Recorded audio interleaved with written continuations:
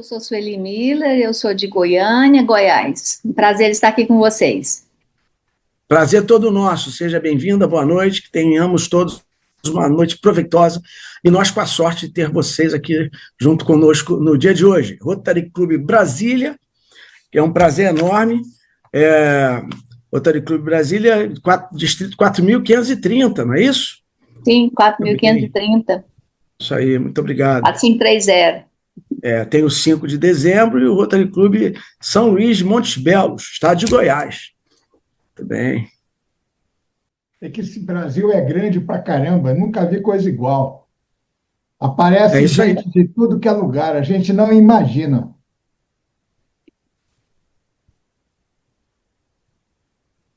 Hermínio é do Rotary Clube do Gama, aqui de dentro do Distrito Federal.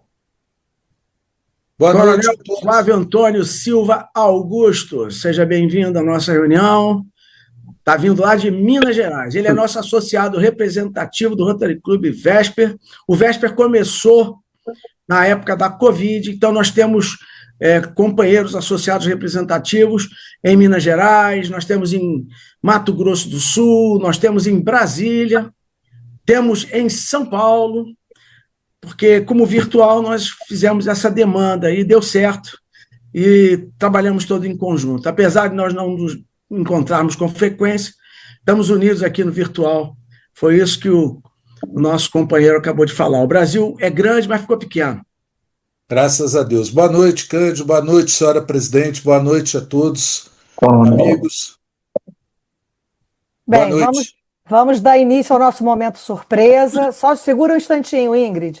Eu peço aos companheiros que eles fechem seus microfones para que nós, logo após o momento surpresa, a gente dê início à reunião formal.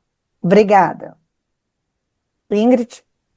A sabedoria popular nos diz que o cão é o melhor amigo do homem, e é bem possível que seja. Mas o que a ciência nos aponta é que o cão é também o nosso amigo mais antigo e provavelmente o primeiro carnívoro domesticado pelo homem. A amizade de milhares e milhares de anos entre o ser humano e o cachorro é o nosso tema de hoje. Vem comigo. Buscopan apresenta Saber Não Ocupa Espaço.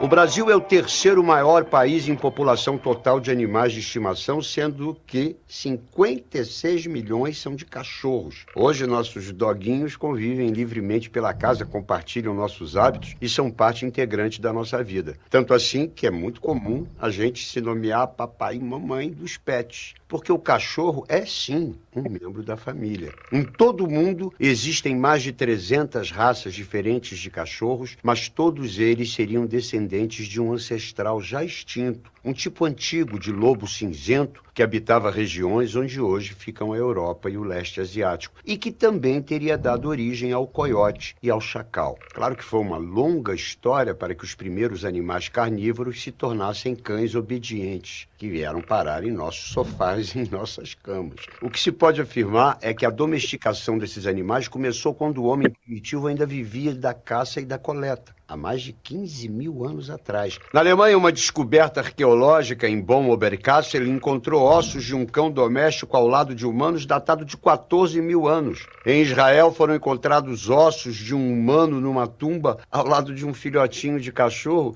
que datam de 13 mil anos. Fica claro que essa relação é muito, muito antiga. São muitas as hipóteses de como os lobos antigos foram domesticados, até que surgissem os cachorros. Mas a mais provável é que o processo tenha acontecido mais ou menos assim. Os homens primitivos saíam para caçar. Os lobos menos ariscos se aproximavam dos grupos de caçadores para se alimentar dos restos que os humanos deixavam. Os homens perceberam que ter os lobos por perto poderia ser um tipo de proteção contra animais maiores, e assim teriam começado uma relação de ajuda mútua. Os filhotes desses lobos deixaram de caçar por conta própria e passaram a se alimentar em grupo a partir dessa cooperação com os humanos. Este processo teria continuado por milhares de anos até que esses grupos de caçadores nômades se tornassem sedentários e passassem a viver da agricultura e da criação de bois e ovelhas. Nesse processo, os cães que acompanhavam os homens se adaptaram como cães pastores de rebanhos. Com o passar do tempo, os humanos foram selecionando os cães mais fortes, aqueles que interagiam mais com as famílias, e a domesticação foi se aprimorando. E nesse processo aconteceu uma seleção genética que fez com que os cachorros desenvolvessem o latido.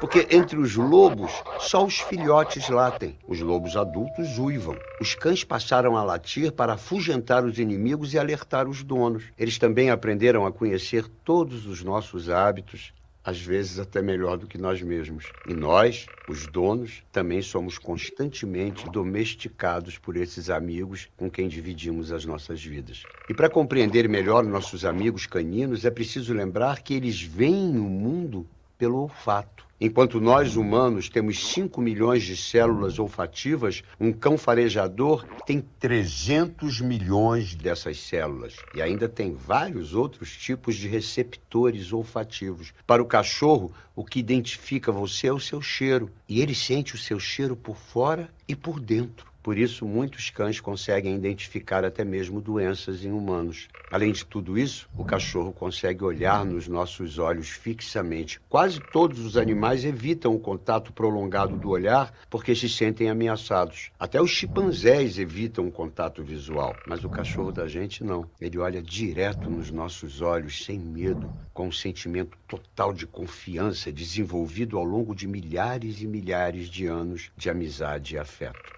Os franceses têm um ditado que eu adoro, que n'aime pas les bêtes, n'aime pas les gens.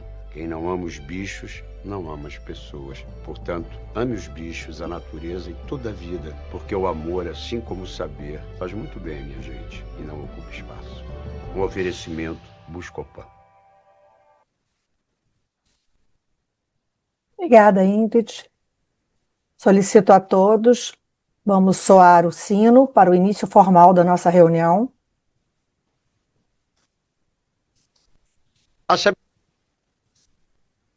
E uma saudação ao pavilhão nacional.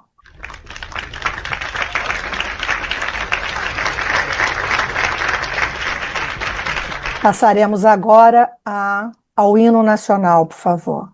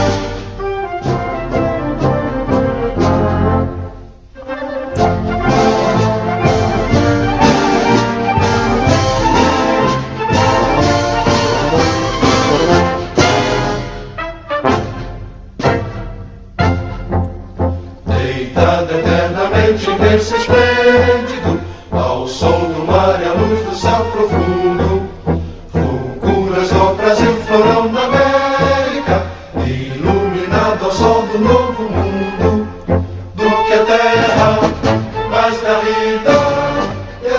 sonhos lindos campos têm mais flores, nossos bosques têm mais vida, nossa vida no teu seio mais amores. Ó pátria mãe, salve, salve, Brasil de amor eterno seja símbolo, o lábaro que ostentas estrelado, e diga o verde louro desta flâmula, mas no futuro e glória no passado. Mas ergues da justiça clava forte, verás que o filho teu não foge à luta, nem teme quem te adora a própria morte, terra adorada, entre outras línguas do Brasil, ó pátria amada, os filhos desse sol resplandente, pátria amada, Brasil.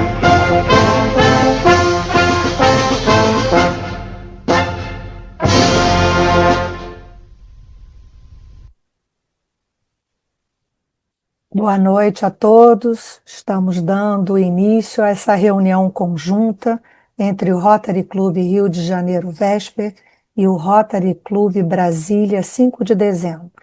É um grande prazer ter organizado e o convite do presidente Rui para fazermos essa reunião conjunta com um tema tão pertinente à data, já que ontem, dia 25 de agosto, foi comemorado o dia do patrono, né, do Exército, Duque de Caxias. Bem, eu chamo o nosso companheiro Rui Montenegro, perdão, para fazer as suas considerações iniciais da nossa reunião. Rui. Boa noite, Patrícia. Boa noite a todos os companheiros do Rio de Janeiro, essa cidade maravilhosa. Eu passei parte da minha vida aí, um tempinho aí, pelo menos uns meses por ano. É um prazer estarmos juntos, o Brasília 5 de dezembro e o Rio de Janeiro Vesper nessa sessão especial. Agradeço o carinho e estamos juntos aí em Brasília, sempre à disposição de todos vocês. Obrigada, Rui. Realmente é muito bom ver essa sala cheia, né, com tantas pessoas interessadas numa reunião virtual, numa terça-feira à noite. Eu queria explicar um pouquinho também por que eu escolhi esse tema do Momento Surpresa hoje, ser um tema de cães, porque hoje é comemorado o Dia Internacional do Cachorro, dia 26 de agosto. Né? E eu vou me tornar vovó de cachorro essa semana, então eu tô toda na vibe de cães. Bem, queria só fazer três comentários rápidos e convidar os companheiros que estejam aqui no Rio de Janeiro a estarem conosco no dia 28 de agosto no Forte Copacabana, às 10h30 da manhã, onde haverá uma homenagem pelos 80 anos do fim da Segunda Guerra Mundial. Né? Haverá também uma homenagem feita pela Associação Pró-Reunificação Pacífica da China e o Consulado Chinês estarão presentes. Né? Será uma reunião prevista para ser realizada em português e mandarim, e é uma homenagem também da Associação Medalhista Abramil ao Rotary Clube Vesper. Outra informação que eu queria dar aos companheiros do nosso clube foi que nós recebemos a doação de 880 quilos de alimentos que foram arrecadados numa gincana realizada este final de semana no Yacht Clube do Rio de Janeiro. O Yacht Clube transfere ao Rotary Clube Vesper esses alimentos arrecadados a fim de que nós escolhamos as instituições a serem beneficiadas com esses alimentos. Então, é mais uma vez uma parceria do Rotary com outras entidades da nossa cidade. Né? E também, fechando agora, no dia 2/9, nós teremos uma reunião presencial de companheirismo e onde daremos posse a 4 novos associados. Vai ser no dia 2 de setembro, às 7h da noite, no Farinha Pura, que é na Cobaldo Maitá. Vai ser ótimo os companheiros lá estarem lá conosco. Bem, vamos dar início ao nosso highlight da noite, que é a palestra do nosso companheiro Flávio. Então, eu convido a companheira Neide para fazer a apresentação do nosso palestrante.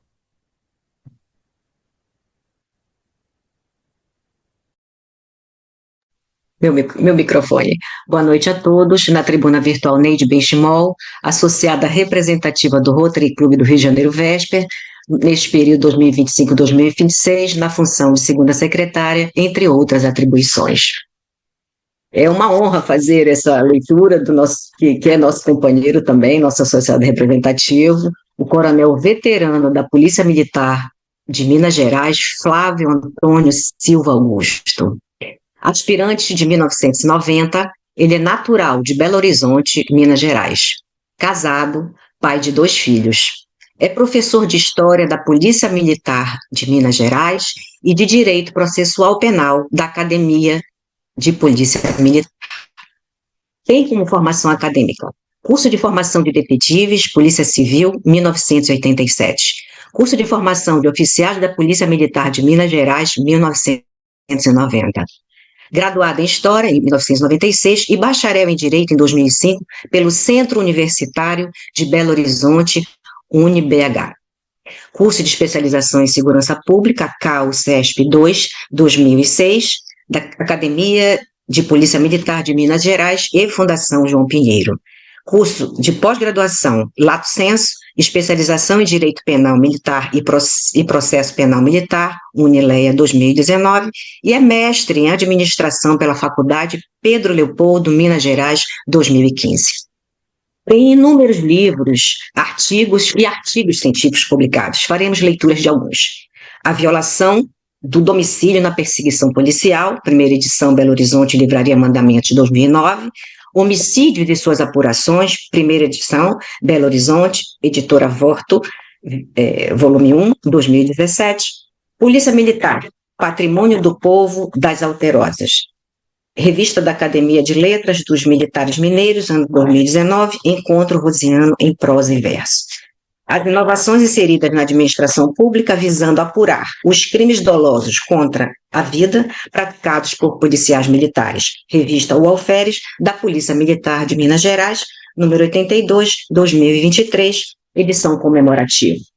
JK, o médico da Força Pública Mineira. Revista do Instituto de Geografia e História Militar do Brasil, volume 83, número 113, terceiro trimestre de 2024. E a participação da tropa de Força Pública Mineira na Revolução de 1932, em Passa Quatro, setor do túnel, revista do Instituto de Geografia e História Militar, edição especial do Núcleo de Estudos e Pesquisas da História Militar, ano 84, 115, edição especial, março de 2025. É isso, presidente. Muito obrigada. Muito obrigada, Neide. Então, vamos dar início. A palavra agora vai ser do companheiro Flávio. Você quer compartilhar a sua tela ou você quer que a Ingrid vá compartilhando, Flávio? Eu vou tentar aqui, senão eu grito socorro aí, presidente. Tá Boa bom. noite a todos. Vamos lá? Vou tentar aqui. A Ingrid, acho que você tem que liberar para o Flávio. Tá disponível já. Pode fazer o compartilhamento. Pode?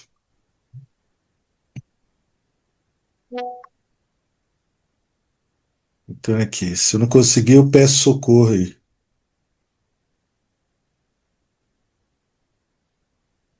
Oi, Ingrid, pode fazer aí, Ingrid.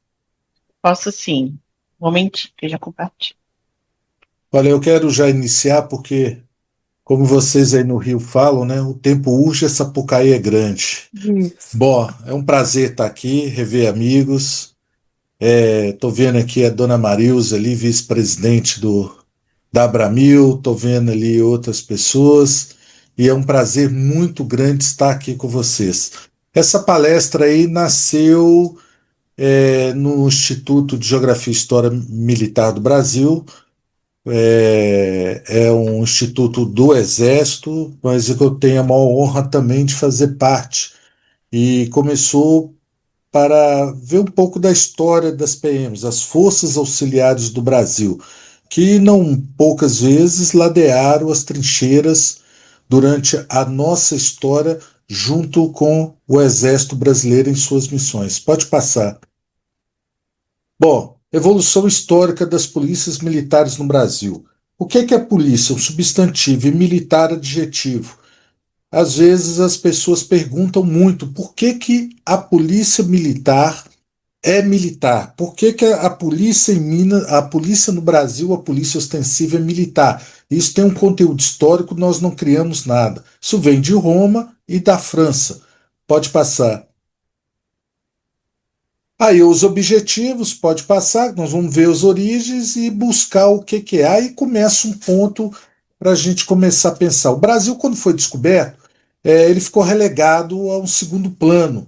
O produto que aqui foi encontrado foi pau-brasil. Só em 1530 que se começa efetivamente uma colonização no Brasil.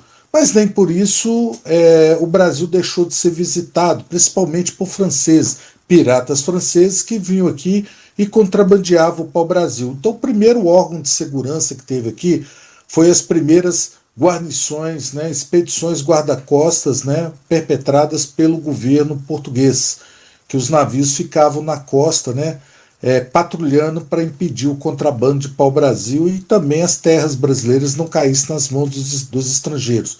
Neste momento, as Índias ainda comercialmente era mais interessante para o governo português. Pode passar. Somente em 1530 que o Brasil começa a ser colonizado, a colonização como Martins Afonso de Souza, né? Começa realmente a ocupação. Pode passar. Aí nós temos aí o que era a segurança aqui. Nesse início aí, a segurança era mais ligada à questão dos colonizadores, porque o Brasil tinha capitanias e não tinha unidade nacional conforme nós conhecemos hoje. Então aí entrava aí os próprios colonizadores que tomavam conta. E havia um controle dos nativos, tentando escravizar ou se defender dos nativos, né? Porque a terra era deles, nós chegamos aqui. Fala-se em descobrimento, mas no fundo foi um encontro, né? Ou foi uma invasão? É a pergunta que a gente se faz o tempo todo. Pode passar. Bom, a organização do Brasil no início era muito primária. Tropa de linha, os amigos que são militares aqui me ajudem, era tropas da forma que nós conhecemos hoje, uma estrutura militar, tropa paga pelo governo, tropa regular, uma tropa permanente. Quando a gente fala em milícia, a gente tem que parar um pouco. Hoje se usa muito o termo, infelizmente pela imprensa, de dizer milícias, grupos de meliantes. Esses grupos, na verdade, quando se começou esses grupos, eles não eram com essa conotação. Essas milícias aqui eram recrutadas na população, tinham um treinamento militar, oficiais superiores, de major para cima, somente português, capitão para baixo, poderia ter os mazombos, filhos nascidos aqui na colônia, na colônia do Brasil, naquele momento, na terra brasileira. E temos as ordenanças. Aí eles ganhavam soldo e tinham treinamento, mas ficavam na missão deles. Eram mobilizados somente quando precisavam. Já as ordenanças, não. Era aquela tropa auxiliar das milícias e, quiçá, das tropas de linha. Era aqueles colonos que não tinham treinamento, eram aqueles colonos que ficavam trabalhando e que eram chamados para poder ajudar em caso de uma necessidade. Esse que era as ordenanças. Agora, tem um quarto aqui que eu não coloquei, que tem um nome diferente, né, que leva aí ao texto de homens negros, pretos, pardos e libertos, e que dentro desse grupo estaria aí os famosos organizações dos famosos capitães do mato, que prestavam serviço de segurança, principalmente indo à caça de escravos que fugiam das fazendas, né? É um momento triste da história brasileira, mas que aconteceu. Pode passar. temos aí o Estácio de Sá, no Rio de Janeiro, ele introduziu os quadrilheiros. Os quadrilheiros eram um grupo de pessoas autorizadas pelas autoridades locais que cuidavam de certos quarteirões e chamavam de quadrilheiros, todos voltados para a segurança daquela comunidade. Hoje também, infelizmente, tem outros nomes, outras conotações. Eles atuavam sob os civis que atuavam sob o comando das autoridades locais. Pode passar. Bom, quando a gente chega no ciclo do ouro, é, é o ciclo do ouro, a coisa já muda. Nós tivemos o ciclo do pau-brasil, depois o ciclo da cana-de-açúcar no Nordeste, e aí vem o ciclo do ouro. E Minas Gerais, neste momento, virou a menina dos olhos de Portugal. Em 1695, Antônio Rodrigues Azão descobre ouro em Minas Gerais, e daí parte para cá toda sorte de garimpeiros, tanto paulistas como portugueses, na cobiça do ouro, né? A sociedade mineira, um paralelo aqui diferente da sociedade nordestina, era urbana, que minifúndios valia aí pela possibilidade de ascensão social de acordo com a lava de ouro que encontrava ou a mina que ia explorar, e o comércio, o artesanato intenso. Até hoje, na região de Ouro Preto, Mariana, o artesanato é muito forte, tá certo? Há uma história aqui que nos primeiros tempos houve uma falta de comida, que as pessoas morreram de fome porque se preocupavam em garimpar, mas não se preocupavam com a logística de alimentação para a região das Minas Gerais, no início do ciclo do ouro. Pode passar. Em 1720, houve uma. Oi? Em 1720, Minas Gerais se separou de São Paulo e passou a ser uma capitania independente. E daí tivemos já em 1720 essa edição aqui do. Fugiu a memória aqui, Felipe dos Santos, que veio para cá os dragões portugueses, ou os dragões reais de Minas, uma tropa toda de portugueses. Era uma infantaria montada, diferente da cavalaria medieval, que o pessoal andava com muito peso. Era uma tropa adestrada, a gente fala na caserna adestrada, muito bem treinada, para atuar montada ou em pé, ou desmontada. E essa tropa, ela defendia só os interesses da metrópole. Quando essa tropa chega aqui na região da Vila Rica, né, que envolve aí Ouro Preto, Mariana, eles não tinham casa e eram acomodados em grupos de 5 na casa das pessoas, né, eram boletados, até que se constrói um quartel em Mariana para agrupar essa tropa.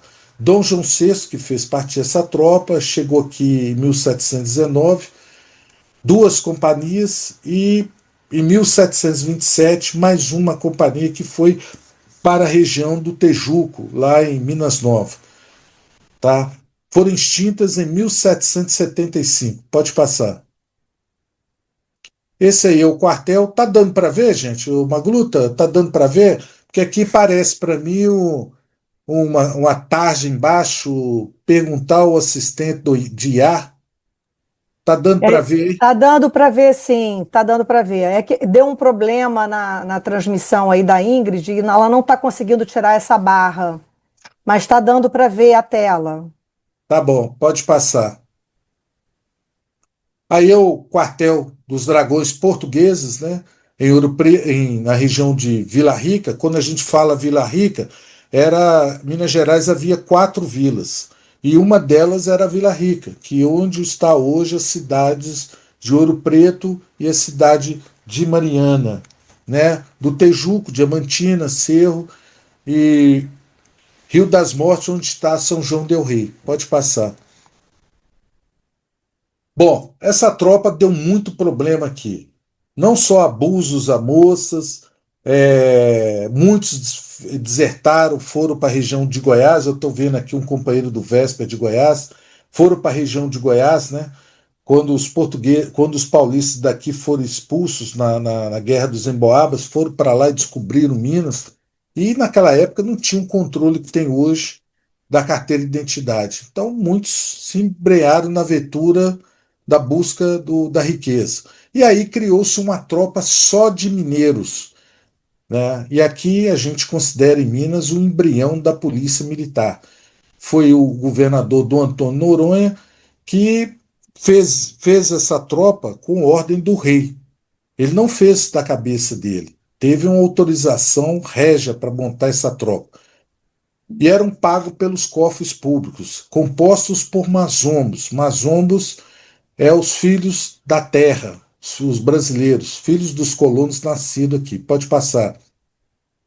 Dessa tropa, Tiradentes fez parte. Em 1775, ela tinha natureza militar e policial. Alguns amigos do Rio foi questionado que a polícia do Rio é mais antiga. Eu quero só lembrar uma coisa. A primeira polícia genuinamente brasileira só aparece em 1831, durante as regências. Nós vamos ver daqui para frente. Neste momento aqui, nós não tínhamos nem unidade nacional. E tudo aqui era da organização militar portuguesa. Tanto a polícia de Minas como a polícia do Rio de Janeiro, a divisão militar que nós vamos ver aqui, que chegou aqui com Dom João VI. Mas a gente considera o embrião da Polícia Militar. Esses dias, fazendo uma pesquisa aqui na região de São João del Rei, com o presidente do Priorado, descobrimos um documento em cartório, um registro de ocorrência do Tiradentes que escoltava o ouro para a região do Rio de Janeiro, e ele foi acionado para poder resolver um problema de invasão de terra. Está registrado no cartório, o histórico da ocorrência todo, ele que redigiu.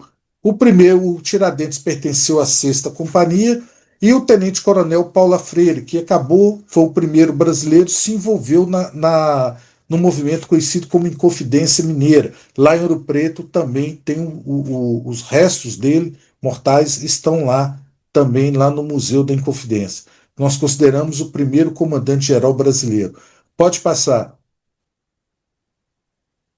Tinha um Estado-Maior, tá? E aqui algumas pessoas dizem que por que médicos militares? Aí, doutor Cândido, olha a origem aí, o cirurgião-mor, cuidava da saúde.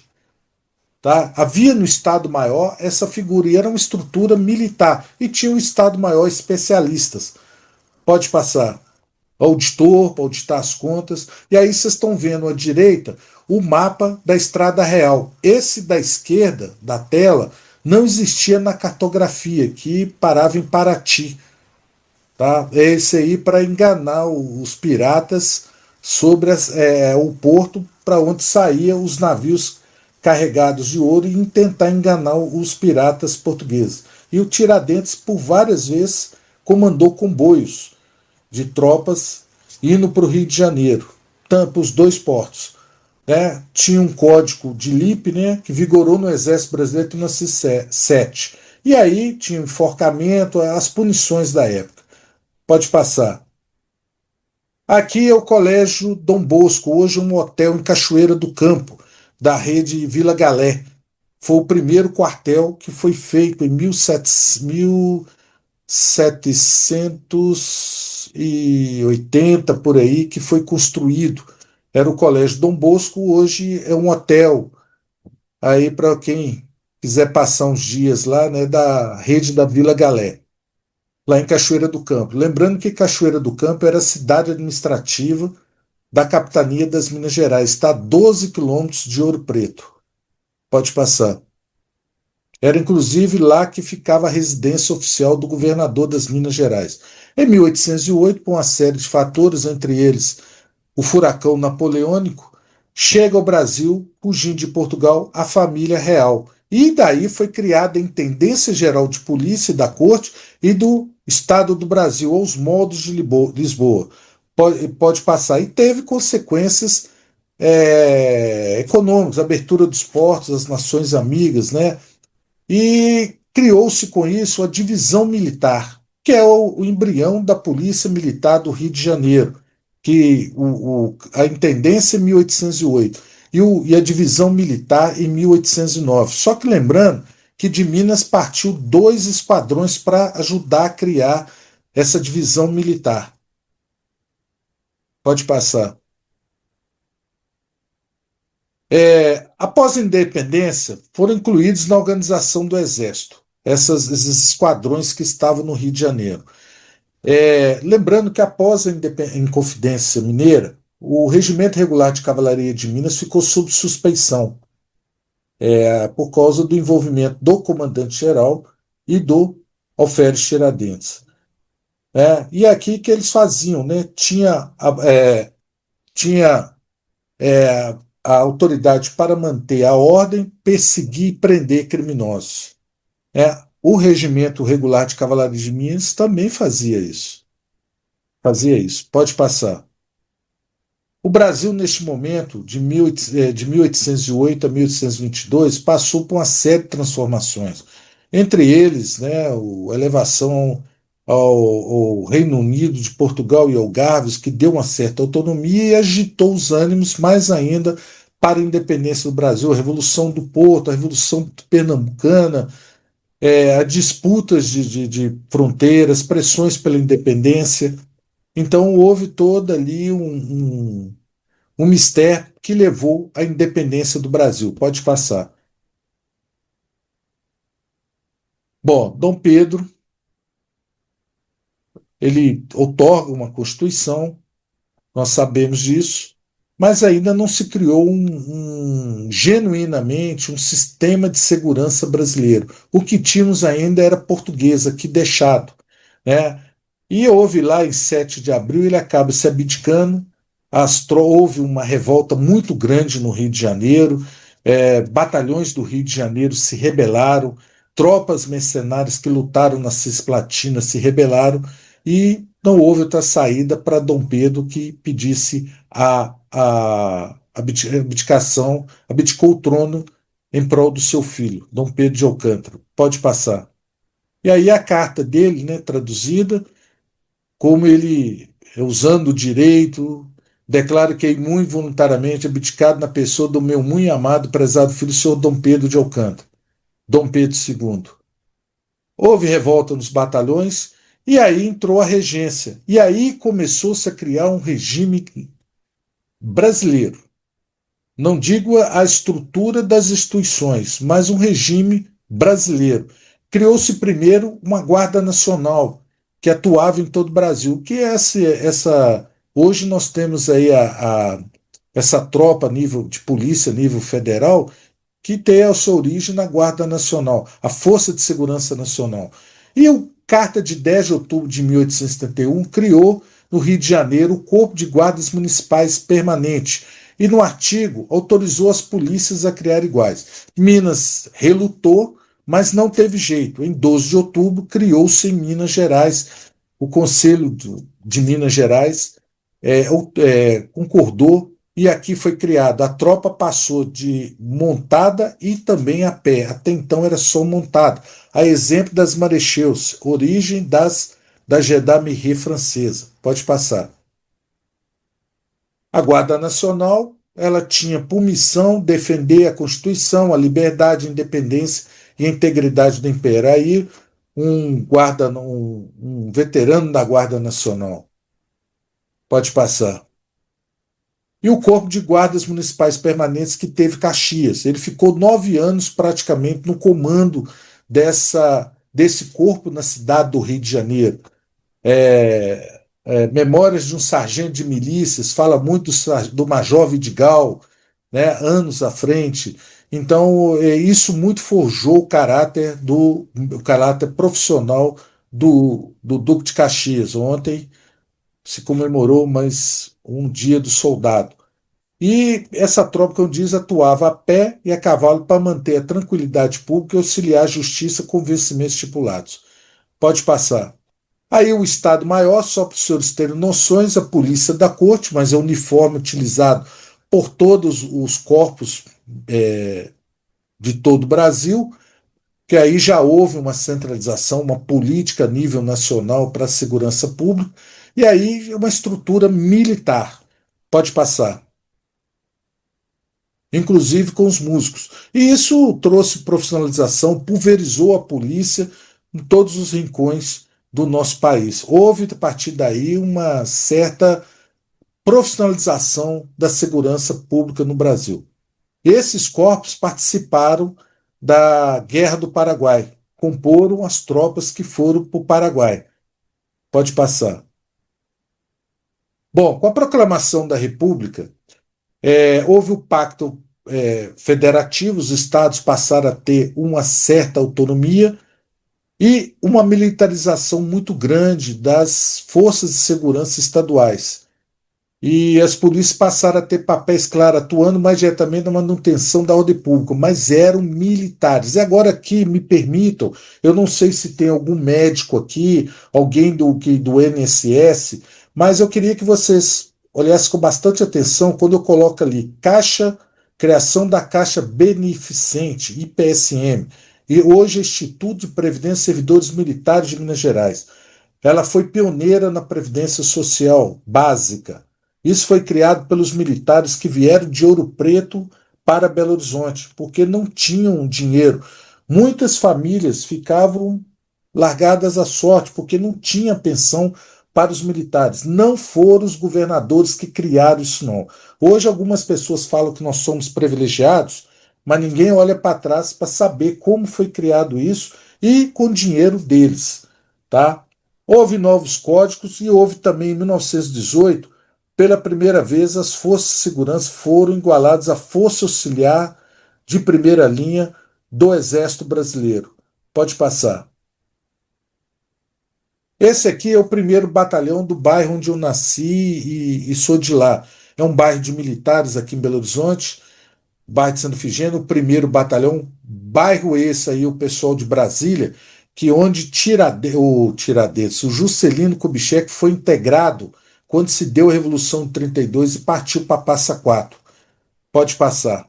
É o primeiro de Belo Horizonte com a transferência da tropa. Isso aqui é a foto de família, à esquerda em pé é o meu avô, que era desse esquadrão de metralhadoras pesada, esse que está segurando fuzil, era ele que manuseava essa metralhadora.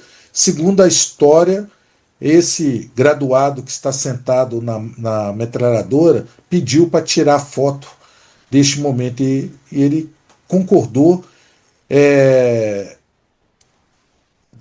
concordou e deixou isso dentro do primeiro batalhão. Mas o que eu quero mostrar para vocês, olha os uniformes, olha a bota dos militares, porque neste momento a polícia de Minas passa a ser treinada por um prussiano. Então Minas tem uma formação prussiana, diferente de São Paulo, que a Força Pública Paulista foi treinada de acordo com a doutrina francesa. O Exército teve militares prussianos, né, que foram treinados na doutrina prussiana, mas o que imperava realmente era a doutrina francesa. Tá? Pode passar. Gente, me desculpe aqui os amigos do Exército, eu não estou querendo aqui debochar de vocês, mesmo porque aquela foto que eu mostrei o meu avô que metralhou o 12º BI na Revolução de 30. Eu quero mostrar essa foto, que não entra na minha cabeça PM com o Exército se guerreando. Mas era um momento da época, do Pacto Federativo, da autonomia dos estados, e infelizmente era normal nessa época. Pode passar. Vargas entra no poder através da Revolução de 30. Muitos acham que os militares em 64 foram duros, mas a verdade é que a história mostra que no governo Vargas que realmente foi uma ditadura pesada. Criou-se inclusive o DOPS, né? E porque ele não quis sair do governo, não quis fazer eleições, os paulistas pegaram em armas. E teve a Revolução de 1932, em que o ponto mais triste, mais conturbado, mais sangrento foi Passa Quatro. E tivemos aí, em 1936, uma tentativa de de tornar as forças militares estaduais polícias e não exércitos estaduais, através dessa Lei 192. Em 1939, elas passam a chamar forças policiais. Tentaram também o desarmamento, mas nem todas aceitaram. Minas, por exemplo, não aceitou entregar o armamento. Pode passar. Tivemos nesse período aí a intentona comunista. Eu não sei se tem alguém de São Paulo, aqui eu faço homenagem aos paulistas, né, que lutaram em 32, e essa foto é da cidade de Passa Quatro, na estação Manacá. Este aí é o trem hospital onde Juscelino trabalhou, operou, num dos postos de saúde que ele trabalhou. Hoje tudo isso aí é casa. É um bairro lá, acho que é Manguinho, se eu não estiver enganado. Mas eu estive lá para conhecer. Pode passar. Bom, na Constituição de 34, Constituição de Weimar, pela primeira vez, no artigo 167, título 6 da Segurança Nacional, as polícias militares ou forças policiais militares foram consideradas reserva do Exército. Em 37, uma Constituição autoritária também menciona como reservas do Exército. Pode passar. Ou uma tentativa gradual, lenta e gradual de voltarmos as forças estaduais para a segurança pública. E em 1946, aqui eu faço um parâmetro, as forças militares estaduais, aqui é a Constituição que passa realmente a voltar elas constitucionalmente de uma maneira muito contundente para o serviço de polícia, com missões como policiamento preventivo, repressivo e educativo. Os senhores aí, bacharéis em direito, me ajudem, mas muitas coisas que estão na Constituição de 88 foram previstas lá na Constituição de 46. Né? O famoso artigo 5º lá existe, não tão esmiuçado como o da Constituição de 88, mas já está lá, a célula máter. E aqui eu faço uma homenagem à Polícia Militar do Rio de Janeiro, as famosas duplas Cosme e Damião, né, que isso irradiou por todo o Brasil. Embora que eu não vou falar, se alguém perguntar no final eu respondo, por que em Minas não se chamou Cosme e Damião? Em Minas teve outro nome. É um fato até curioso.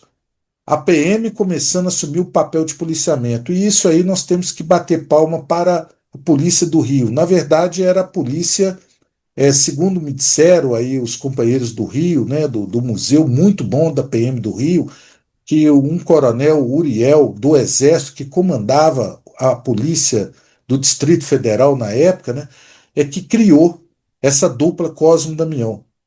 O Rio de Janeiro, a cidade do Rio de Janeiro, era a capital do Brasil naquele momento. Pode passar. Em 64, a partir de 1950, tivemos o segundo momento da Guerra Fria, que se caracterizava com as grandes potências se degladiando, mas não diretamente. Coreia, depois tivemos Vietnã, mais recente, a guerra do Afeganistão, a União Soviética, e o Brasil não foi diferente, sofreu também essas influências. E as forças de segurança, como o Exército, né, as pessoas fazem uma injustiça muito grande, mas foram chamados pela população para tomar uma postura e atuar contra o terrorismo e os distúrbios civis que estavam acontecendo, para resguardar a ordem pública. Foram editados decretos, leis, normatizando a missão das polícias. Pode passar. E aí foi criados os decretos, né, que voltavam as polícias para o policiamento ostensivo. Voltavam. E o mais importante deles todos era o 1072, que colocou exclusividade para as polícias militares em 1969 para efetuar o policiamento ostensivo. As polícias militares de todo o Brasil passaram a exercer o policiamento ostensivo. E alguns colegas da PM podem reclamar a influência do Exército, mas a gente tem que entender o momento que vivíamos e o que era a história. Nós temos que agradecer, porque vivíamos uma crise de identidade. Tínhamos a Guarda Civil e tínhamos a PM. Mas a PM era Exército, mas já tinha o Exército. Em Belo Horizonte, por exemplo, 2 batalhões treinando, fazendo guarda de autoridade de cadeia e treinando para a guerra. E no interior, os destacamentos desde Tiradentes.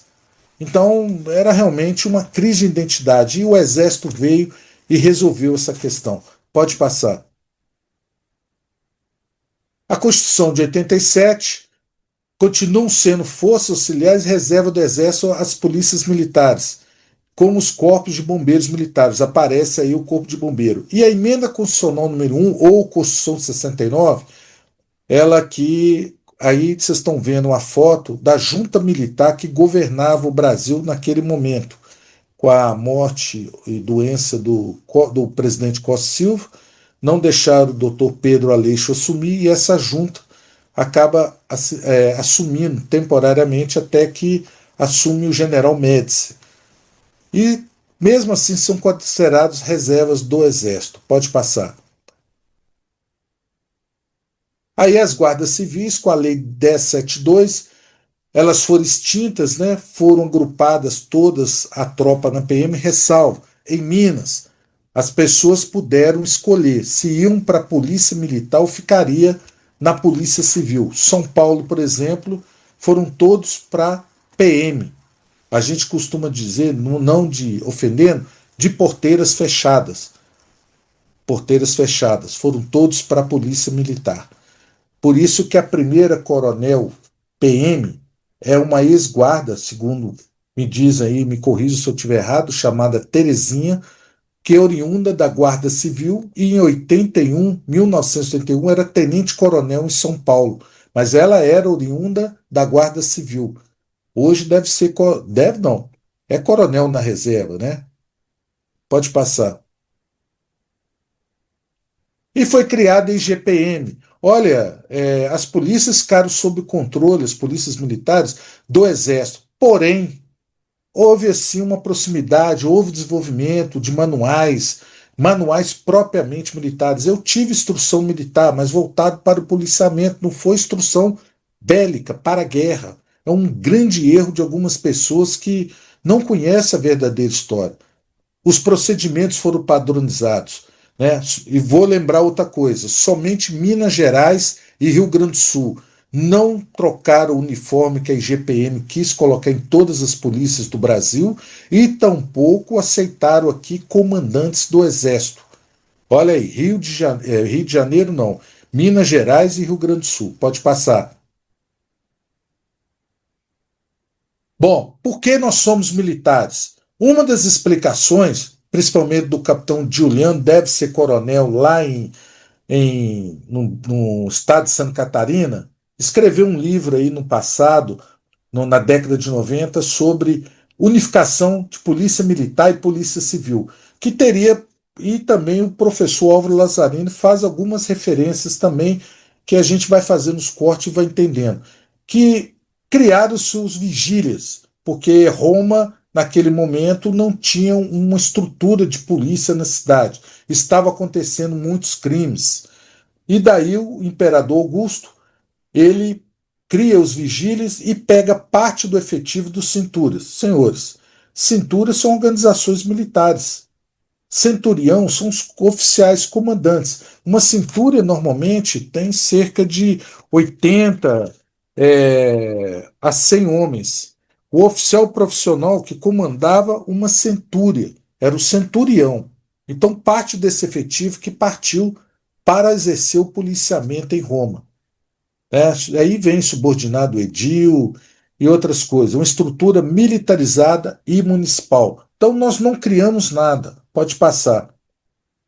Algumas pessoas dizem que as polícias militares são criações do governo militar. Tem até um senador de Minas que soltou essa aí quando chegou lá no Senado em Brasília. A outra origem é a origem das marechaussées. Já durante a Idade Média, as marechaussées, durante as cruzadas, as tropas que passavam por dentro da França saqueavam, abusavam das senhoras, senhoritas, e aí os generais criaram a marechaussée. Olha só, uma tropa montada que fazia o patrulhamento dentro da França para impedir esse tipo de delito. Ela exercia a função de polícia e judiciário. Essa divisão só no 3 de Brumário que acaba. Atuava nos campos, contrabando, insurreições de camponeses, prendia desertores. E em Paris cria-se a tenência de polícia. O que é essa tenência de polícia? Com os anos se aproximando ali da Revolução Francesa, o rei retira essa tropa de dentro de Paris e deixa ali os militares à paisana, seu uniforme, para tentar achar as pessoas que estavam conspirando contra a monarquia. Alguns historiadores entendem que aí é a origem da polícia judiciária. Alguns entendem com isso. O certo é que, mesmo depois da Revolução Francesa, as marechaussées, transformadas em gendarmerie, nunca mais atuaram dentro de Paris. Lá se criou uma guarda, a exemplo de, Paris, de Londres, né, a polícia inglesa, mas ela é de estrutura militar. E alguns historiadores falam que a polícia francesa, nesse momento, lá em Paris, era violenta, mas não eram as marechaussées ou denominadas depois de gendarmerie. Pode passar. Aí o 3 de Brumário aboliu os privilégios e a divisão da polícia administrativa e polícia judiciária. Como eu disse, a escola latina é essa, é uma polícia militarizada. Existe a escola inglesa e existe a escola latina. Nós, brasileiros, seguimos Portugal, que, por sua vez, seguiu a escola latina, que tem origem francesa.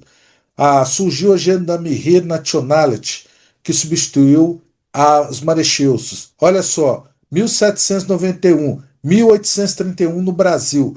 A tropa montada passa também a atuar a pé. Corpo de Guardas Municipais Permanentes. Pode passar. Bom, as inovações, né? Nós tivemos aí vários manuais. A partir de 1950, houve uma visão mais policialesca das polícias militares, mesmo muitos ainda. Contar a história para vocês. Até 1967, os oficiais que formavam nas academias das polícias, Minas, Rio, São Paulo, eram titulados oficiais de infantaria. E quando veio a lei 1067, não, vocês são oficiais de PM. Teve gente que conta a história, que choraram. Não, eu não sou mais oficial de infantaria, agora eu vou ser de polícia, porque existia uma crise de identidade. E isso nós temos que agradecer ao Exército. Pode passar. E veio com isso a teoria da malha protetora, que acreditava que ocuparia os espaços vazios da segurança, suprimindo a oportunidade da atuação dos malfeitores. Veio a Constituição de 88, houve uma mudança. A Constituição de 88 visa a defesa do cidadão, diferente das outras constituições, que era a defesa do Estado. E o parágrafo único do artigo 1º, todo poder emana do povo, que exerce por meio de representantes eleito diretamente nos termos dessa Constituição. Pode passar. Com a nova República, houve como eu já citei, uma nova Constituição que manteve a estrutura, polícia civil, uma polícia judiciária e uma polícia de ronda, como o Coronel Klinger diz, né, uma polícia administrativa que cuida do policiamento. Pode passar. O que é um Estado democrático de direito? Supremacia da vontade popular, preservação da liberdade e igualdade de direitos. Isto é o professor José Afonso da Silva, desculpa, é o professor Kilder Leonardo que assim descreve, que assim define. Pode tirar. Pode passar. Bom, a defesa do cidadão hoje tem-se a polícia comunitária, que é um policiamento que está mais próximo. Mas se nós observarmos bem, lá nos anos 50, o Rio de Janeiro colocou aí as duplas Cosme e Damião. É uma forma de policiamento ostensivo junto à sociedade. Tá? Então, hoje nós estamos inovando, os órgãos de segurança estão inovando com bases comunitárias, é isso mesmo, nós temos que estar próximo da sociedade. Nós vivemos para servir a sociedade, servir, acolher, proteger a comunidade, sobretudo os mais humildes, sobretudo. Pode passar, discutir com eles os problemas e tudo que os aflige, pelo menos dar atenção. Esse é o nosso dever. E o artigo 144 da Constituição, né, é dever do Estado, direito e responsabilidade de todos, exercício pela preservação da ordem pública e da comunidade. E aí vem as missões das polícias militares, a polícia ostensiva e preservação da ordem pública. As polícias militares são forças auxiliares e reserva do Exército. Subordinam-se juntamente com as polícias civis e hoje as polícias penais, estaduais e distritais aos governadores dos estados do Distrito Federal e dos territórios. Pode passar. Bom, senhores, aqui vocês vão ver que uma lei de organização nacional das polícias militares. Eu disse para você que no governo militar tivemos algumas polícias comandantes do Exército. Em Minas, o ponto crucial da briga do comandante-geral José Geraldo Oliveira com o Castelo Branco, então presidente da República, que ele falou que não aceitaria, porque queriam comissionar um major no posto de coronel. E fizeram isso pelo Brasil todo. E aqui não foi aceito. Aqui em Rio Grande do Sul não se aceitou e nem sequer trocar o uniforme. Olha o uniforme de Minas e do Rio Grande do Sul. Não, e ó, pega São Paulo, Rio, Espírito Santo, são idênticos. É o uniforme que a IGPM designou na época. Não sei aqui, tem algum comandante da época, por favor, no final me corrija aí se eu estiver errado. E aqui, entre outras coisas, né, proíbe e cria entre outras coisas, ela não revogou o decreto 667, ela revogou parcialmente o decreto 667. É importante dizer isso, lá do governo militar, tá? Pode passar. Quer polícia? O professor José Afonso da Silva vem aí do Polis, ordenamento político do Estado, chegou a ter nós de Polité, significado de Constituição do Estado. O certo é que na Constituição atual nós somos defensores da democracia. Pode passar. Quer segurança pública? Ordem pública, eu coloco aqui, refere-se ao conjunto de condições e valores, garante a convivência harmoniosa. Segurança é garantir a ordem pública e a proteção de pessoas. Em outras palavras, a paz social, o direito de ir e vir, os direitos e garantias individuais de todo cidadão, principalmente cidadão de bem, que paga imposto e que não é barato no nosso país, no nosso Brasil. Pode passar. E a conclusão que eu chego: as polícias militares do Brasil não foram criações dos brasileiros, mas cópias do modelo francês da escola latina que chegou ao Brasil pelos colonizadores portugueses. O regimento regular de cavalaria está para as marechaussées, a francesa, assim como o corpo de guardas municipais permanentes está para a Gendarmerie Nacional Francesa. E aqui me desculpe os amigos do Rio, faltou colocar aqui também a divisão militar, que é o embrião, a célula máter da Polícia do Rio de Janeiro, que foi criada também com a tropa mineira, foi criada a figura da marechaussée. Os quadrilheiros, os dragões portugueses, o Regimento Regular de Cavalaria de Minas, Guarda Real de Polícia, né, ou Divisão Militar de Polícia, os corpos de guardas municipais, até a complexa estrutura e organização policial que temos hoje, testemunha uma busca constante de inovação, de busca de liberdade, segurança e direitos humanos. Eu fico tão triste quando vejo uma reportagem, infelizmente, da Rede Globo, do Rio de Janeiro, falando mal dos companheiros que estão sob fogo cerrado e ainda criticando, como se iriam conseguir resolver num passe de mágica. Eu queria ver essas pessoas sob fogo cerrado mesmo, para ver o que se passa na cabeça da gente. Pode passar. Em todo o rincão brasileiro há um policial militar. É o braço do Estado. Na prevenção e cumprimento das leis. Prevenção criminal e cumprimento das leis. Elas buscam dioturnamente preservar e garantir os direitos do cidadão, mesmo que infrinja as leis vigentes. Mas o policial agrediu. Para isso tem corregedoria. Nós não queremos pessoas violentas no nosso meio. A minha mãe não é militar. Meu filho, minha esposa, não é policial. Eu ficarei muito triste se ela for destratada. Para isso tem que ter corregedoria forte mesmo. Nós servimos para proteger, acolher o cidadão, assistir o cidadão sobretudo os mais humildes. Na Constituição de 88, olha aqui, no artigo 144 da Segurança Pública, se encontra lá no título 5, Defesa do Estado e das Instituições Democráticas, no capítulo 3.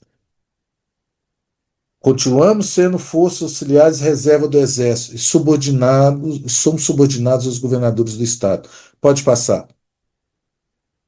E aí, me permita, os companheiros de todo o Brasil, a homenagem ao meu Estado, né? Libertas conhecerás também, este ano, 335 anos. Começou tudo lá em Mariana, né? Onde foi a sede do governo, depois Ouro Preto e hoje Belo Horizonte. Gente, eu estou aberto aqui, obrigado vocês, espero ter correspondido aí e a esse honroso convite ao qual estou muito honrado. Muito obrigado. Super obrigada, muito obrigada, Flávio. Foi realmente super assim, todo detalhe desde o início, realmente. Tenho certeza que vão ter algumas perguntas aí.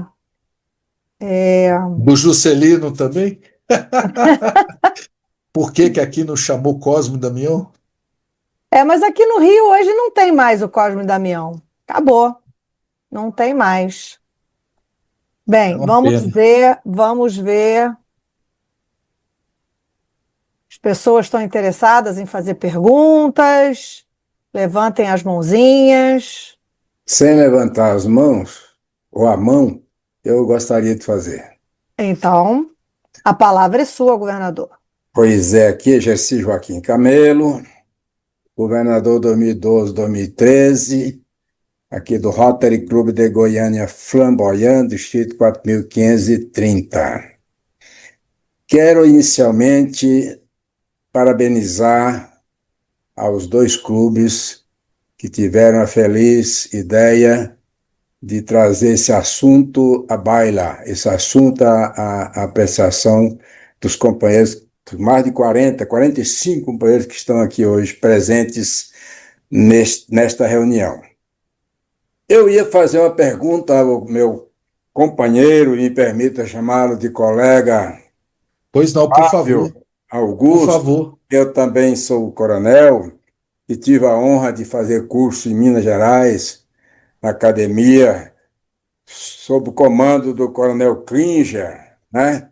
Um rapaz muito bom, né? Muito firme, né? Reconhecido Brasil inteiro pela sua maneira firme de trabalhar e de conduzir as coisas. Fiz meu curso lá. Pois bem, mas eu ia fazer uma pergunta, mas ele já me cortou de pronto, né? Porque eu ia perguntar exatamente por que lá em Minas não se adotou o nome, a dupla Cosmo Damião. Mas ele já impediu que a gente fizesse essa pergunta, certamente não querendo respondê-la. Mas o Flávio, meu querido... Eu respondo, comandante. Tá bom, meu querido companheiro Flávio, eu preciso dizer parabéns pela sua exposição, muito rica, muito necessária, muito oportuna, por como você em alguns momentos falou, uma pena que pouca gente conhece a história, conhece como é que realmente as polícias, né, nasceram e cresceram no nosso país, mas essa sua palestra foi extremamente esclarecedora. E eu ganhei a noite, né, em estar aqui hoje participando, de lhe conhecer, de lhe ver, e de ouvir as suas palavras sobre um assunto que me é caro, que são as polícias militares do Brasil. Muito obrigado pela oportunidade. Parabéns mais uma vez, Flávio. E a resposta é sua. Comandante, estamos de pé a ordem, não só do senhor e todos os companheiros aqui. Certo. Comandante, segundo a história, o senhor fez curso aqui de oficiais ou CSP? Eu fiz CSP lá em Minas. Em que ano que o senhor fez? 85? Eu fui com 84. 84. Bom, 84 é a turma do Coronel Santana, Coronel Renato e Coronel Sucasas, que está aqui com a gente. Bom, na década de 50, a polícia de Minas, na capital, não executava o policiamento. Começou durante o governo do então governador Juscelino Kubitschek. E chamou o comandante-geral nomear uma comissão para poder ir ao Rio de Janeiro, que ele queria. Não, já tem uma Constituição há quase 10 anos e até hoje, na capital, as PMs não assumiram uma postura de polícia. Como eu disse para o senhor, eram 2 batalhões, 1º e 5º, treinando para a guerra. Não é nossa missão, né?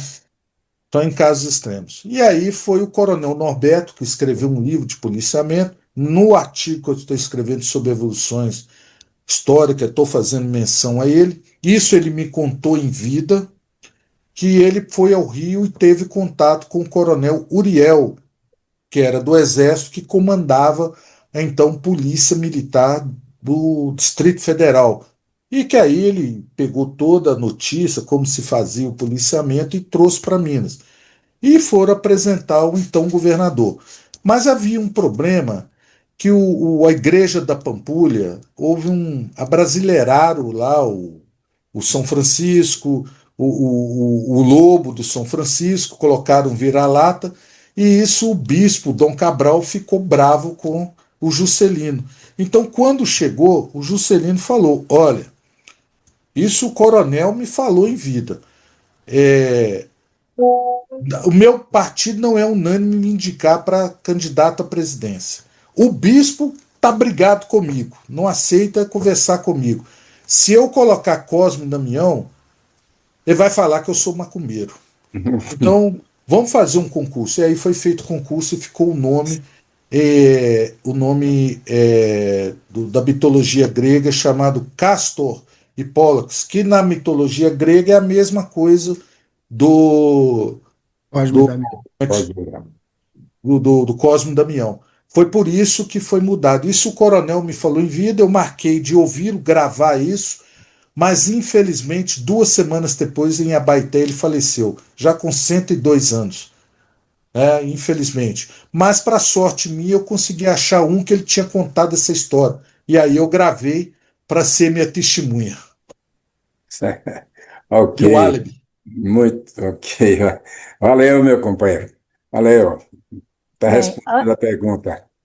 Antes de passar a palavra para o Márcio Rocha, dá licença, eu vou passar a palavra para a dona Marilzinha, que está com o dedo levantado. Dona Marilza, pode fazer a sua pergunta.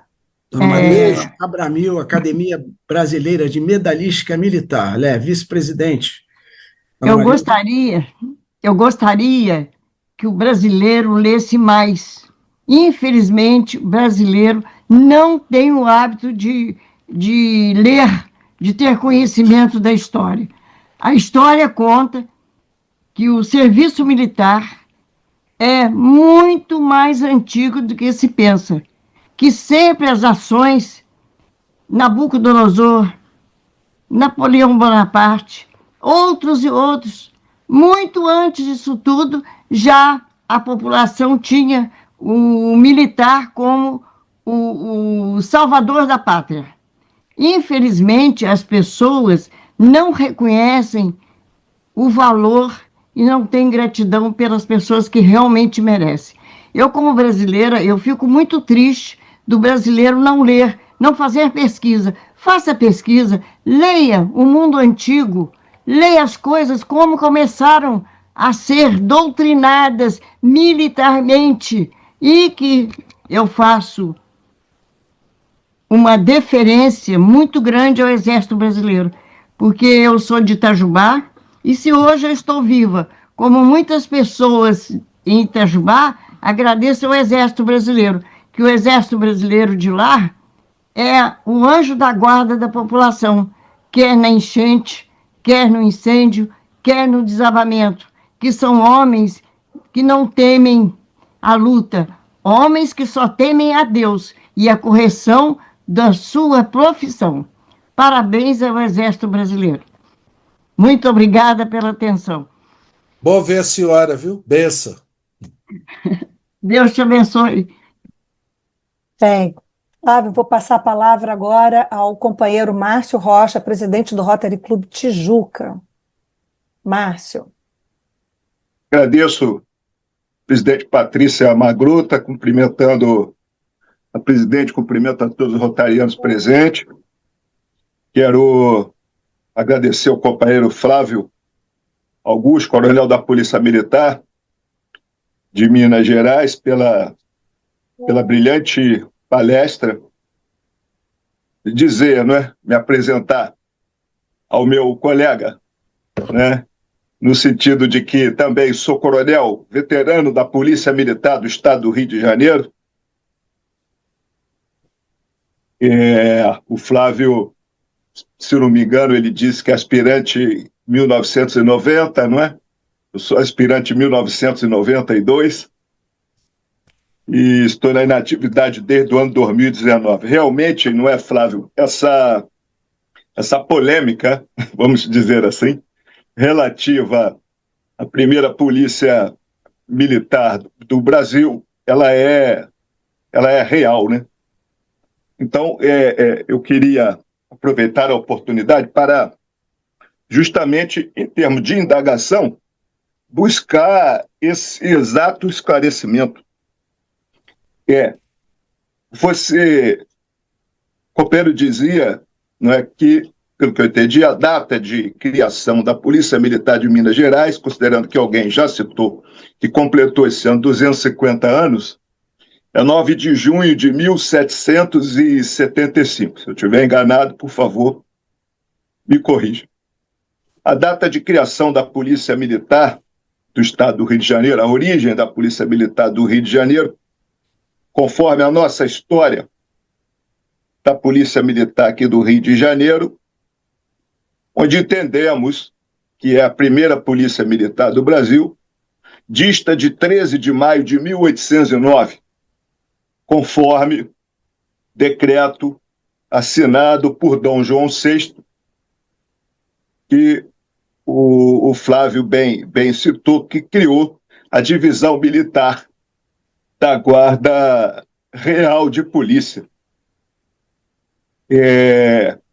Eu entendi que houve movimentos de controle militar, características policiais em Minas Gerais, que antecederam, entendi, conforme a brilhante palestra que o Flávio Augusto fez.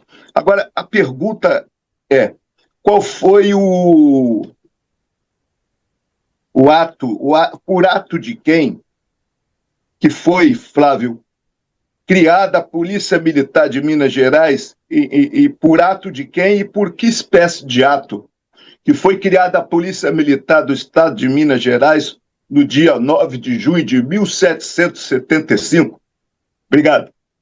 Ô, comandante, um prazerão. O senhor não veio aqui em 89 competir o judô, não, né? Porque veio Espanha, eu estava na equipe de judô. O senhor estava naquela época aqui?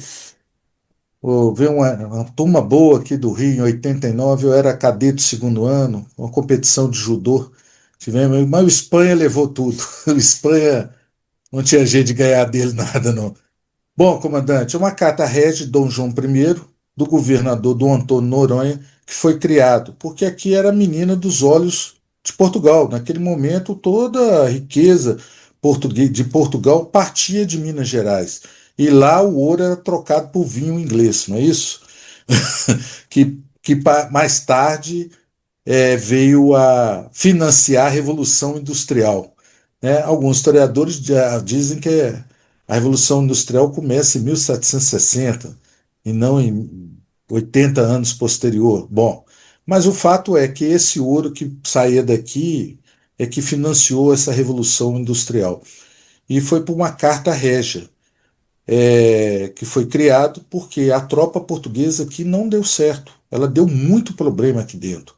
Eles não falam isso, mas deu muito problema. E, na verdade, no decorrer dos anos, olha só, a última tropa chegou aqui de Portugal em 1727, foi para a região do Tejuco, Diamantina, e falamos aí 1775. Olha quantos anos se passaram. Olha, o doutor Cândido aí fala aí qual que era a perspectiva de vida de um brasileiro naquela época. Acho que 50 anos já era muito idoso. Então, na verdade, já estava recebendo brasileiros nessa tropa. tropas auxiliares do Rio, do vice-rei, vinham para cá ajudar. Havia isso. O próprio Tiradentes é da guarda de vices-reis, quando ele assentou praça aqui em Minas Gerais. Então, é uma carta régia, foi uma autorização régia para poder instalar esse grupo aqui de mineiros, filhos da terra, porque ninguém queria ficar aqui. Ainda temos hoje o riocentrismo. Algumas pessoas falam, existe terra depois do Rio de Janeiro para dentro do interior do Brasil? Tem Minas Gerais, tem Goiás, inclusive os companheiros de Goiás aí, o comandante que é governador, a primeira cidade que Juscelino queria instalar, a capital do Brasil, era Uberaba, viu? Depois que ele foi demovido pela equipe dele de levar pelo plano original, ou próximo do plano original, que é onde está Brasília hoje. Mas a primeira ideia dele era Uberaba. Isso o coronel Afonso Eleodoro me falou e está no livro dele. Mas voltando aqui, o senhor, comandante, foi através de uma carta régia, uma autorização ao governador da capitania de Minas Gerais, que naquele momento, até a independência do Brasil, era, então, entre aspas, mais rica e mais populosa da colônia, a capitania mais populosa e rica, entre aspas, né? Até aquele momento. Eu não sei se eu respondi ao senhor. Muito obrigado, Flávio, pelo esclarecimento. Obrigado. Brilhante palestra. Parabéns. Obrigado, senhor, comandante. Prazer. Dá um abraço à Espanha para mim, se eu vê-lo. Claro, qualquer coisa, estão por aqui pelo Rio. Um abraço. Prazerão, comandante. Bem, eu tô vendo aqui que tem uma mão levantada, mas tem 3 pessoas que já estavam sinalizando que queriam fazer a pergunta. Então, vamos finalizar com essas 4 pessoas. Peço que façam considerações e perguntas breves para que o companheiro Flávio possa responder, porque são 4 pessoas, tá? Então, Maria do Horto, você pode se manifestar.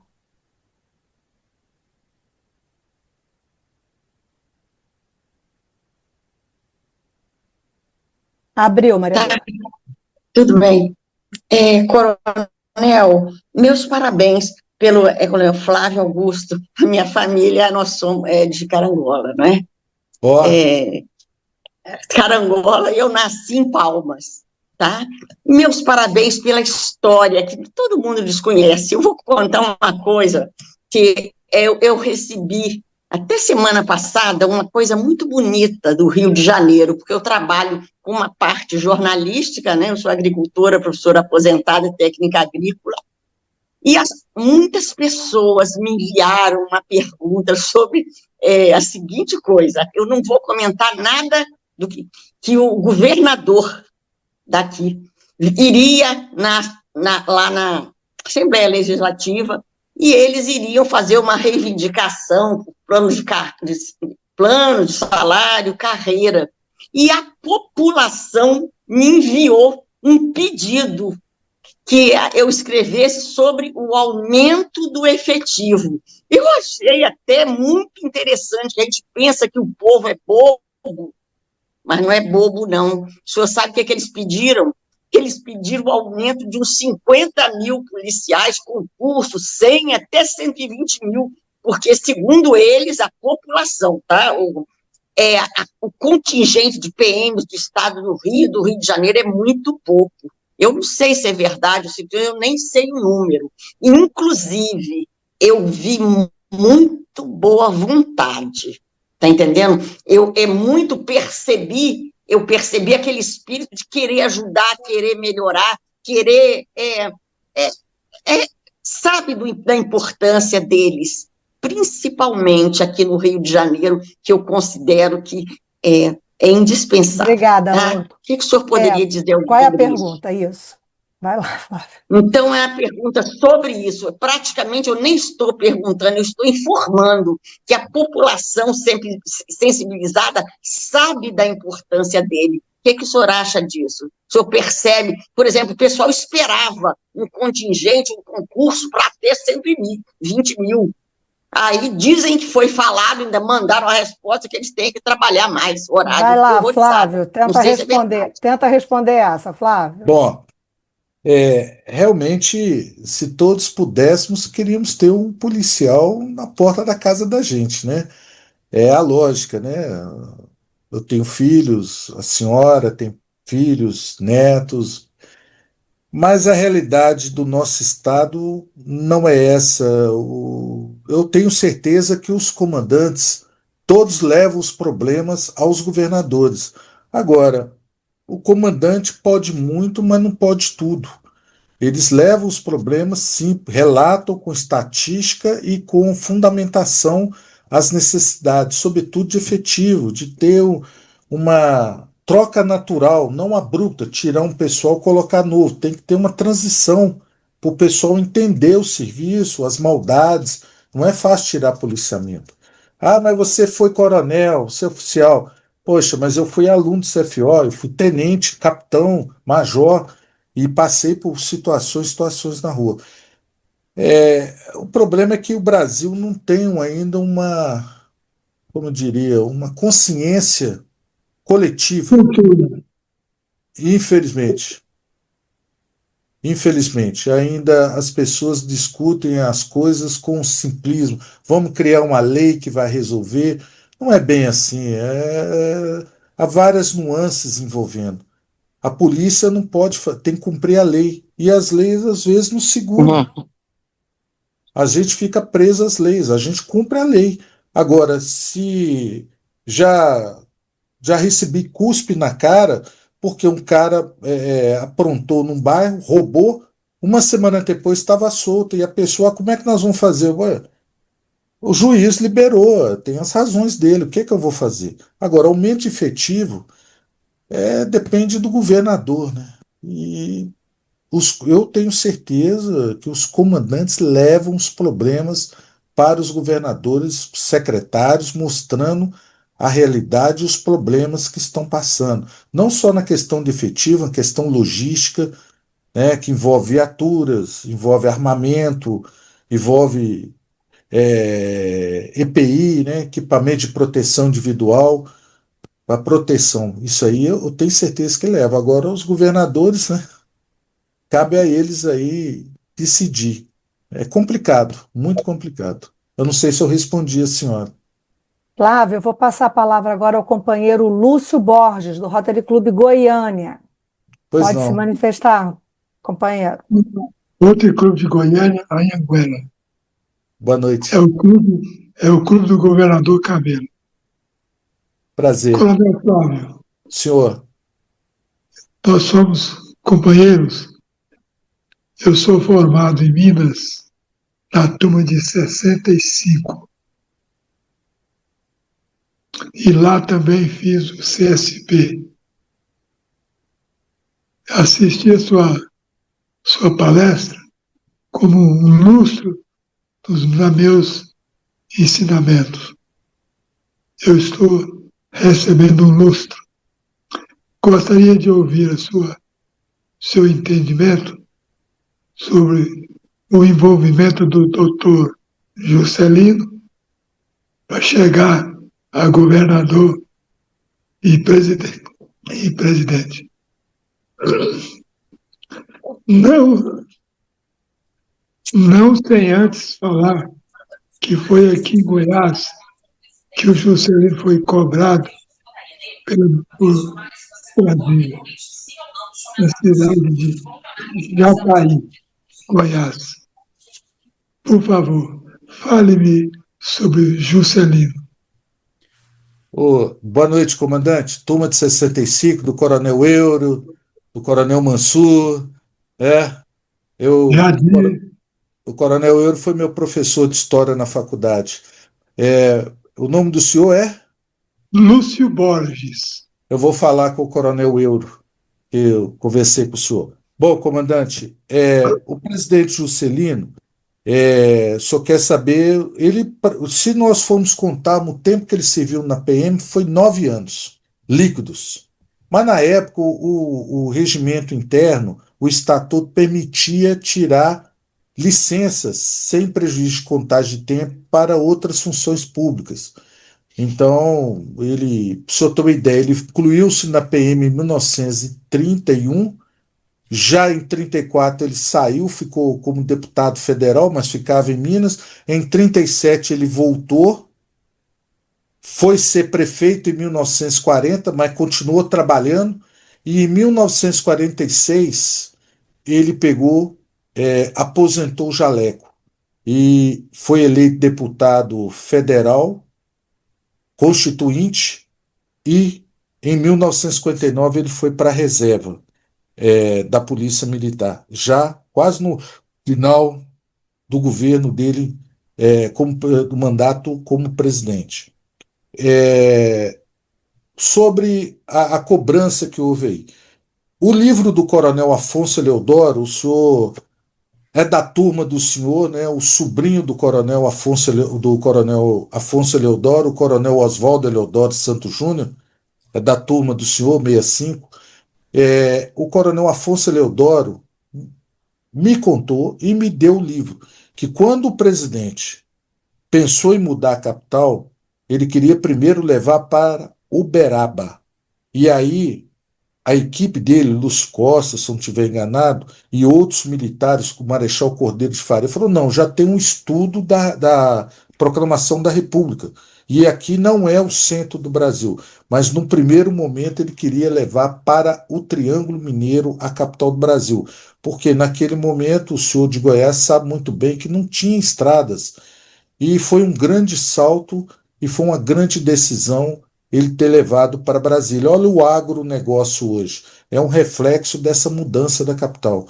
Goiás, Mato Grosso, o Centro-Oeste é uma potência. Estou errado, comandante? O Goiás é uma potência, Mato Grosso, Tocantins, e eu acho que ter levado a capital foi um dos fatores, né, que contribuiu muito para isso, para que a gente voltasse o olhar mais para o norte, para o centro do país. Porque Euclides da Cunha falava que o Brasil europeu da costa e o Brasil atrasado interiorano.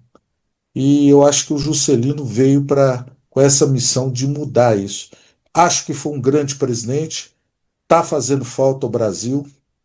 Precisávamos ter uns 10 iguais a ele no Brasil, principalmente pelo momento que passamos, de conciliação e mão firme e, e honradez, né, e autoridade moral para governar. Acho eu, opinião minha.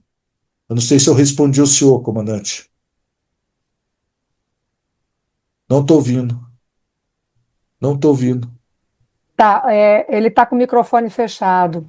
Eu vou passar a palavra, Flávio, para o Otávio Araújo, que é do Rotary Clube Diversidade Sem Fronteiras, não é isso? Otávio, pode abrir seu microfone. Coronel Flávio, eu adorei a exposição, muito esclarecedora, até esse detalhe sobre a vida do presidente Juscelino, pela qual eu sou realmente apaixonado pela história da vida dele. Mas uma questão assim que a gente verifica atualmente, a corrupção na polícia militar de uma forma geral, tem solução na visão do senhor? Tem o que o senhor falou? Tem solução a questão da corrupção dentro da polícia militar de uma maneira geral? Bom, o Brasil é um país de dimensões continentais. Sim. Eu não falo pela polícia do Rio, pela polícia de São Paulo, de outros, eu falo pela minha polícia. Sim. Aqui os caras têm, infelizmente, até onde que eu sei, tem casos, mas é zero alguma coisa. E por isso que eu reforço que tem que ter uma corregedoria forte. Agora, o Brasil é um país de dimensões continentais. Eu não sei dizer o que acontece no Rio, em São Paulo. Agora, para isso, eu reforço. Precisamos ter uma corregedoria forte. E a gente fica pensando que esses problemas são só no Brasil. Nos Estados Unidos acontece direto. Aquelas apurações lá da polícia, que lá a polícia tem muita força para apurar. Você vê aí, nesses filmes aí, séries, mostrando aí erros e erros de policiais. Para isso é que nós temos que ter uma corregedoria forte. Agora, eu não sei dizer sobre outros estados. Eu posso dizer pelo meu nesse aspecto. Que aqui o comando é muito firme e pode acontecer casos em outros estados, mas eu, quando estive como comandante, conversei com vários comandantes, todos eles firmes, mandando apurar e tocar o que a lei manda. Nenhum deles passando a mãozinha em coisa errada, não. Agora, O os problema não casos está na pontuais polícia, eu não né, sei Flávio? Está na dizer. moral do povo brasileiro, que é baixa. Na verdade, Infelizmente também. não adianta perguntar o que você vai fazer na polícia. Nós temos que ver o que a sociedade vai fazer por ela, porque aqui o que tem de mau caráter, bandido e safado é muito grande. Então, perguntar o que a polícia vai fazer para resolver o seu problema de corrupção, eu pergunto, o que que a sociedade brasileira faz para a corrupção dela, votando como vota e apoiando tanta coisa ruim? Então, a polícia não é o caso. Nós temos que falar de uma coisa que, na verdade, é muito mais abrangente. Não atinge a polícia, é o país. Na verdade, caríssimo companheiro. Obrigada, Flávio. Com certeza o país está. Olha, essa época do ano eu desligo meu telefone. Sabe por quê, Cândido? Sabe por quê, companheiros? Porque as pessoas que eu não vejo há anos me ligam, dizem que estão com saudade. Mas você sabe para quê? Para pedir vaga para colégio militar. Então aí você vê como é o brasileiro, em algumas pessoas, não são todas, mas a gente fica olhando assim, a gente fica perplexo com a atitude de determinadas pessoas. Mas, olha, eu não sei aí o estado, mas olha, o que eu conheço dos comandantes que passaram e o exemplo que deixaram, eles não passam a mão na cabeça de coisa errada, não, eles estão atuando. Infelizmente, alguns casos acontecem, mas também vem o facão da lei também pesado. Muito obrigada, Flávio. Olha, foi uma aula de história hoje para todos. Espero que tenham ficado curiosos sobre o tema e vamos aproveitar e vamos. Nós estamos com 1h30 já de reunião.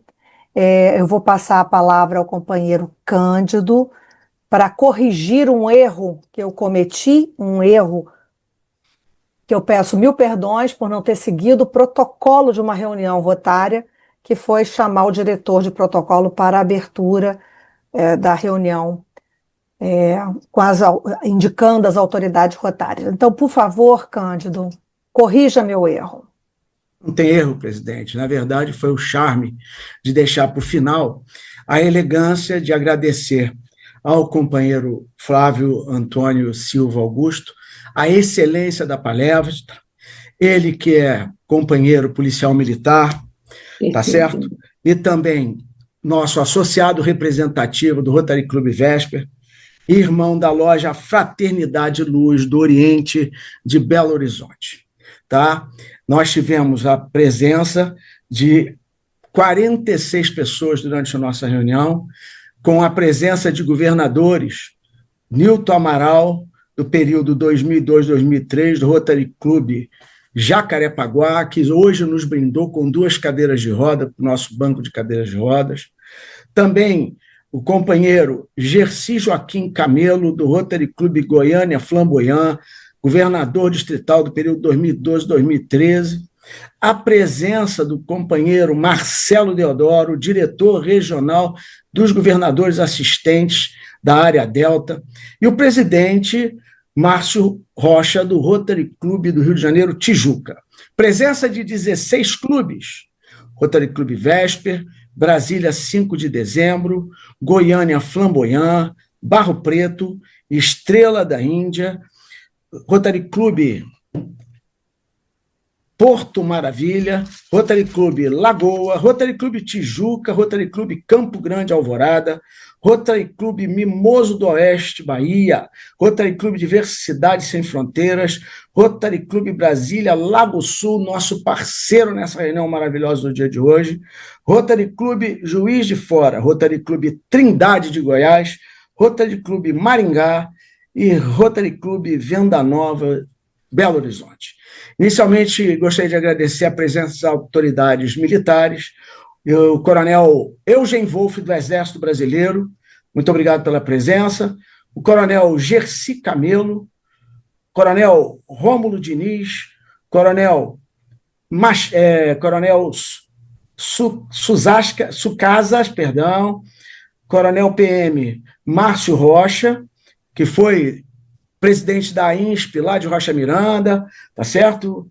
E quero agradecer também o Coronel Lúcio Borges, presença do Sargento Machado, muito obrigado por estar conosco, acompanhando seu professor Márcio Augusto, que é um historiador brilhante, além de policial militar, e um grande amigo, um grande parceiro. Presença da Abramil, com a vice-presidente e a nossa querida Marilzinha e Marilza Fialho, Tito José Fialho, muito obrigado, tá certo? Quero agradecer ao prior Gladstone Lopes, do Priorado da Inconfidência, tá certo? Muito obrigado pela presença de vocês e parabenizo a nossa presidente Patrícia Magluta pelo seu aniversário, desejando a todos os senhores uma noite maravilhosa e feliz. Muito obrigado por tudo. Presidente Patrícia, com a palavra. Bem, obrigada, Cândido. Então, assim, o clube que está parceirando conosco nessa reunião é o Rotary Clube Brasília, 5 de dezembro, que está aqui com seu presidente Rui Montenegro, que eu peço que nos dê suas palavras finais, e depois nós vamos ouvir a oração deste clube, do Rotary Clube Brasília, 5 de dezembro, para finalizar nossa reunião. Rui, a palavra é sua. Querida presidente Patrícia, muito parabéns a todos vocês, a toda a equipe que trabalhou nessa reunião. Parabéns ao nosso palestrante e deu uma história, uma aula sobre a Polícia Militar. Estamos aí muito felizes de estarmos juntos nesse momento e agradecer a presença de todos do LUP, Brasília 5 de dezembro, Lago Sul, todos os LUPs e especialmente do Rio de Janeiro Vesper, esse LUP irmão, e a gente gosta tanto e admira tanto aí pelo trabalho que faz. Estamos aí de portas abertas, sempre em Brasília, para estarmos juntos, atuando em prol do bem do povo e da humanidade como um todo, né? Parabéns e ótima noite para todos. Obrigada, Rui. Um beijo grande. Patrícia, me deixa dar uma palavrinha. Maria do Por Horto, gentileza, já só uma coisinha minha. Patrícia, é só o seguinte, fala com o Coronel Flávio que a mensagem que eu passei é de onde eu moro desde adolescente, né? É do Rio de Janeiro. Muito obrigado, Maria do Horto. Eu imaginei, é só isso. Os seus foram pessoas do Rio de Janeiro, tá? Obrigado, Maria. É onde eu moro e onde eu escrevo também. Muito obrigado. Tá, meus parabéns. Obrigada. Só isso. Ô, Ingrid, por favor, você pode colocar a oração do Rotary Clube Brasília, 5 de dezembro, para nós finalizarmos a nossa reunião. Oração da sabedoria. Senhor, plantai no meu coração a semente do amor. Transformai meus rivais em companheiros, meus companheiros em amigos e meus amigos em entes queridos. Não me deixeis ser um cordeiro perante os fortes e nem um leão perante os fracos. Dai-me o sabor de saber perdoar e afastai de mim o desejo de vingança. Iluminai meus olhos para que eu veja os meus defeitos e cerrai meus lábios para que eu não comente os defeitos alheios. Arrancai de mim o orgulho e a presunção. Deus, fazei de mim um ser realmente justo. Vamos então agora ouvir a última estrofe, a primeira estrofe do hino à bandeira, e soar o sino para o encerramento dessa reunião.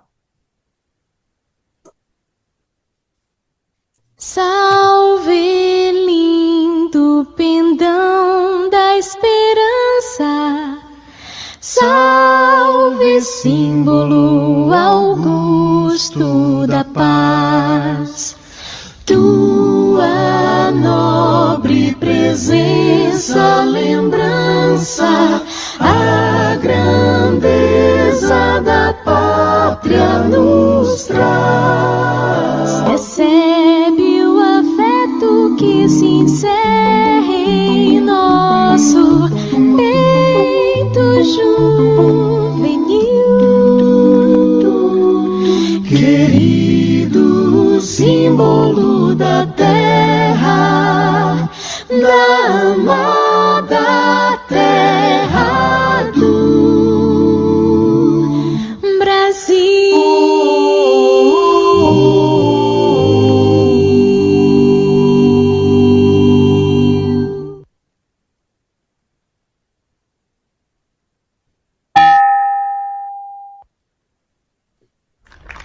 Boa noite a todos, muito obrigado pela presença. Tenente Coronel do Tons, boa noite. Boa noite, muito obrigada a todos. Até uma próxima. Boa noite. Boa noite. Vocês Boa noite a todos. Patrícia, não viu minha mãozinha? Obrigado, Flávio. Obrigado, Patrícia.